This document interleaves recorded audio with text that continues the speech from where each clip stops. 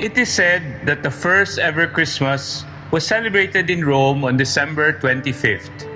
This coincided with the Roman celebration of the winter solstice, that time of the year when the night was at its longest and darkest, when the northern hemisphere was tilted furthest away from the sun. The Romans might have other reasons to have started celebrating Christmas on December 25, but one possible reason could be the best. They calendared the birth of the Savior when the darkness has reached its peak, when it can no longer overpower the light. In the darkness of nights, the brightest light arrived. Jesus arrived to illuminate our path towards a more loving, more just, and more caring world. Meanwhile, we have just gone through one of the darkest periods in our lifetimes. In the past 2 years, we've witnessed and felt a great darkness descend upon us as crisis upon crisis battered our world. It seemed like we were furthest from the light, but it was during those dark times that we saw people from all walks of life step up and respond to the world's greatest needs. And in the darkness of times, I am truly happy to see that Ateneo's light shone.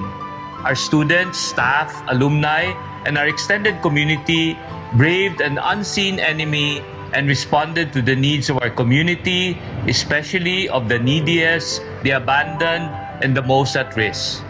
There were a lot of stories of volunteerism, of creativity, of innovation, all to respond to the needs of our fellow Filipinos. But even as we are finally starting to see glimpses of brightness ahead of us, our task will never be finished. We've recently just finished crafting a new strategic plan for our university. Our response, or more appropriately, our vow to become a force for good in our unpredictable, complex environment.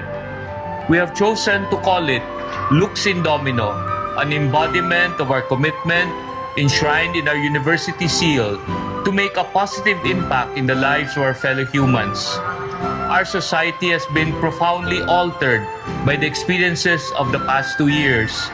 Many people are still suffering and recovering from the multiple blows they've been dealt with. The call for positive, lasting change will never cease as long as inequality, injustice, and suffering exists.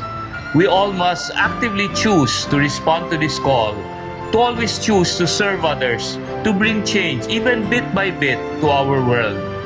This Christmas season, and as we turn the calendar to another year, I hope that we all pause, pray, and reflect on how we can become truly agents of God's love in our world. May the spirit of Lux in Domino guide all of our endeavors as we work towards being a true force for good in the world. Merry Christmas, fellow Ateneans, and may you have a blessed New Year ahead.